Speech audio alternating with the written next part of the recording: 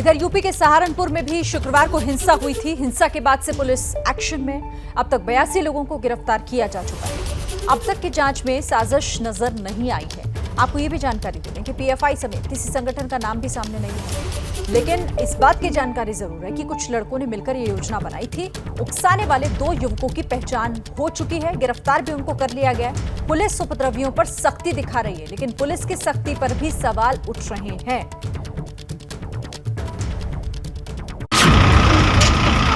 कहीं चल रहे हैं बुलडोजर। सहारनपुर में पुलिस पूरे एक्शन में है। सीसीटीवी की पड़ताल में हिंसा फैलाने के आरोपियों को चुन चुन कर खोजा जा रहा है। जैसी ये तस्वीर जिसमें हिंसा से ठीक पहले ये शख्स भड़काऊ भाषण दे रहा था।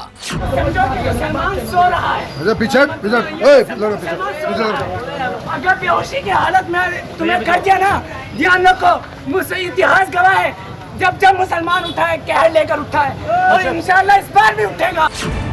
कैमरे के सामने दिया गया ये बयान मुजम्मिल को भारी पड़ गया और उसके घर पर चल गया बुलडोजर। सिर्फ इतना ही नहीं, सीसीटीवी की पड़ताल में इस शख्स की भी पहचान हुई जो पोस्टर लगाने में जुटा था।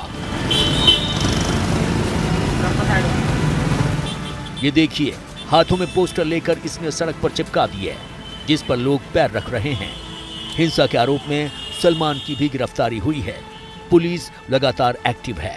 शुक्रवार को जिस तरीके से घटना हुई है उसके बाद में पुलिस और प्रशासन ने उन लोगों को चिन्हित करने का काम शुरू कर दिया है जो लोग उस घटना में शामिल रहे हैं। और इसी वजह से शनिवार को जब ऐसे लोगों को चिन्हित करने के बाद में पुलिस ने 2 ऐसे आरोपियों के जो अवैध निर्माण थे उन पर बुलडोजर चलाने का काम भी किया है। फिलहाल पुलिस और प्रशासन के मुताबिक ऐसे कई लोगों की एक लंबी लिस्ट पुलिस और प्रशासन के पास मौजूद है। पुलिस के मुताबिक सहारनपुर में कोई बड़ी साजिश नजर नहीं आ रही है, पर कुछ शरारती तत्वों ने भड़काया, जिसके नतीजे में जुमे की नमाज के बाद प्रदर्शन हिंसा में बदल गया।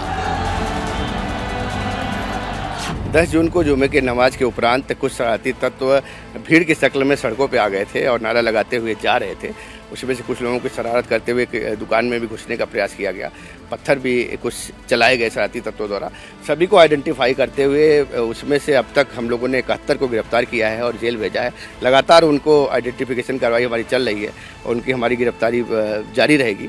और हमारा उद्देश्य है कि जो भी उसमें शामिल रहे हैं उन्हीं के खिलाफ कार्रवाई हो, किसी निर्दोष का उत्पीड़न हो, इसको हम इंश्योर कर रहे हैं। वहीं आरोपियों के बचाव में सामने आए हैं all India minority advocates welfare association के प्रदेश अध्यक्ष मोहम्मद अली, जिन्होंने 1 रुपए में केस लड़ने का दावा किया है।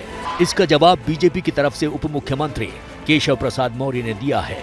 पिटाई दंगाइयों की हो रही होगी, दर्द रसीद अखिलेश यादव जी को हो, रात में क्या करूं? पिटाई दंगाइयों की हो रही होगी, दर्द रसीद अखिलेश यादव जी को हो, रात में क्या करूं?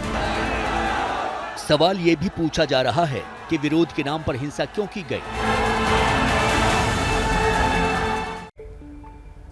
तो सहारनपुर में भी पुलिस की कार्रवाई जारी है और अब तक 71 लोगों की गिरफ्तारी भी हो चुकी है। और ज्यादा जानकारी के साथ हमारे संवाददाता जो कि लगातार ग्राउंड जीरो पर बने हुए हैं, अंकित इस वक्त जुड़ गए हैं। अंकित, ताजा अपडेट क्या है?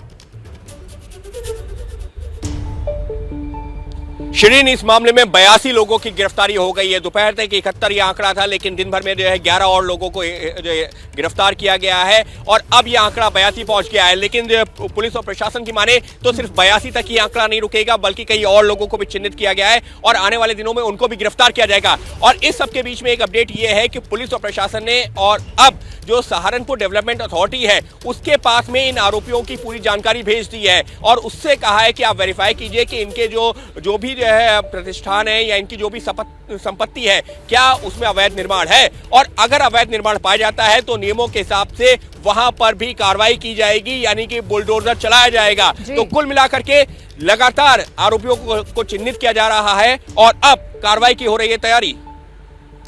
ठीक है अंकित, शुक्रिया फिलहाल आपका हमारे साथ जुड़ने के लिए, इस बातचीत के लिए। तो अंकित ने बड़ा अपडेट दिया कि अब 82 की संख्या हो गई है जिन लोगों को गिरफ्तार किया गया है।